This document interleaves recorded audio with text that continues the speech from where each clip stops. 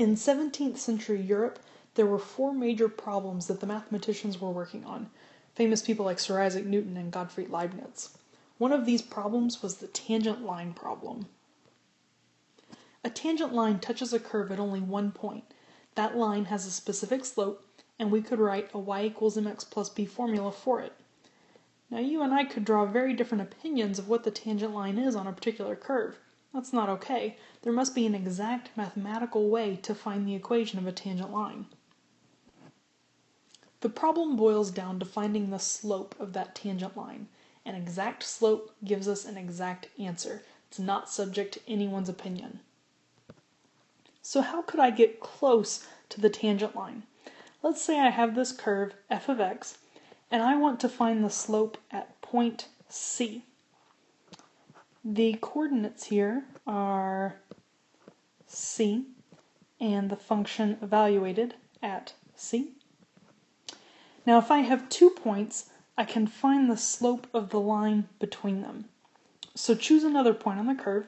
This point is delta x away from the original point. And so its x-coordinate is C plus delta x, and its y-coordinate is the function evaluated at C plus delta x. So if this is my change in y, and I know that slope is equal to my change in y over the change in x, then I can fill in these values to write an equation for slope. We can see again I've taken the points from the graph on the previous slide and plugged them into this formula. I have y2 minus y1 over x2 minus x1. It simplifies a little bit. These c's cancel out.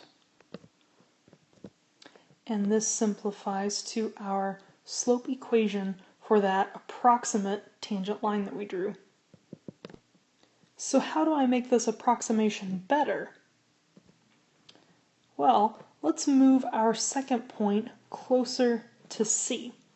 This makes our delta x smaller. And let's do it again. And let's do it again until we can get delta x as close to 0 as possible.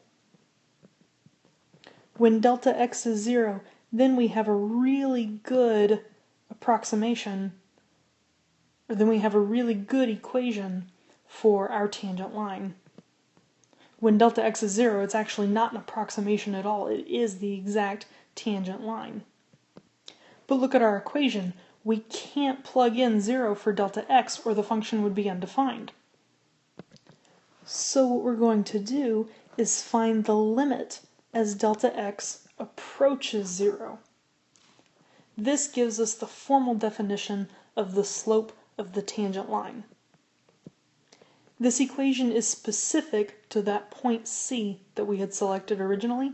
Let's make it more generic and replace C with x. And now we have the formal definition of a derivative, which tells us the slope of a function at any x value. There are several different ways to write a derivative. They all mean the same thing. They all mean you have to go apply that formula. Let's look at some of the notation you might see. This is read as f prime of x. This is read as y prime. This one is read as the derivative of y with respect to x.